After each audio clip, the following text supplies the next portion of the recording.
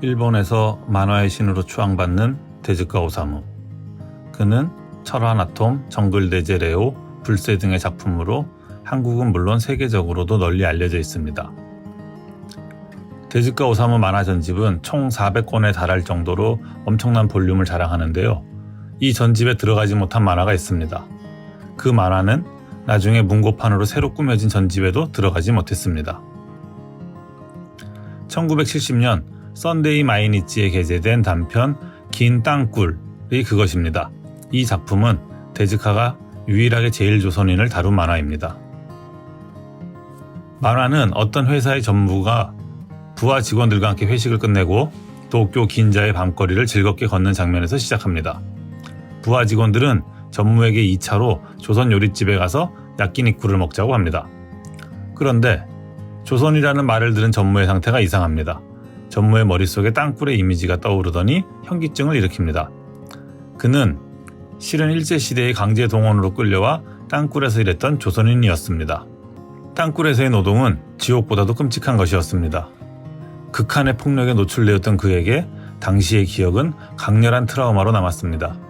1945년 8월 15일 일본은 전쟁에서 패했고 조선은 해방되었지만 일본에서 생활하던 제일조선인들은 여전한 폭력과 차별을 겪어야만 했습니다.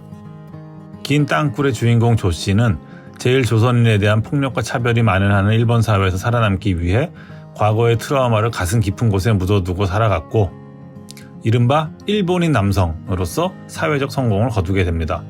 그 대가로 그는 이름을 모리야마 쇼헤이로 바꾸고 조선인이라는 자신의 출자와 정체성을 숨겨야만 했습니다. 하지만 프로이트가 말했듯이 억압된 것은 항상 귀환합니다.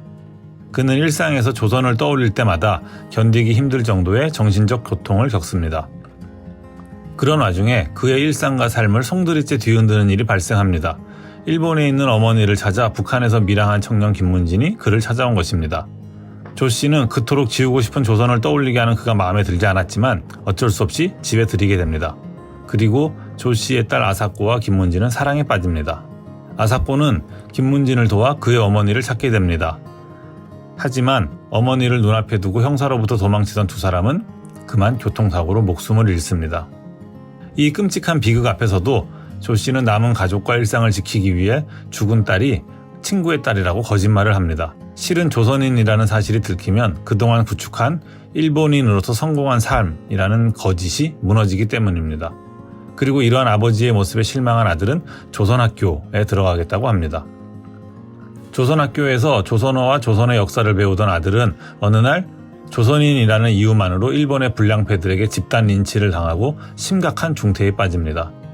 조 씨는 그저 살아남기 위해서, 가족을 지키기 위해서 일본인이 되어 열심히 살았을 뿐입니다.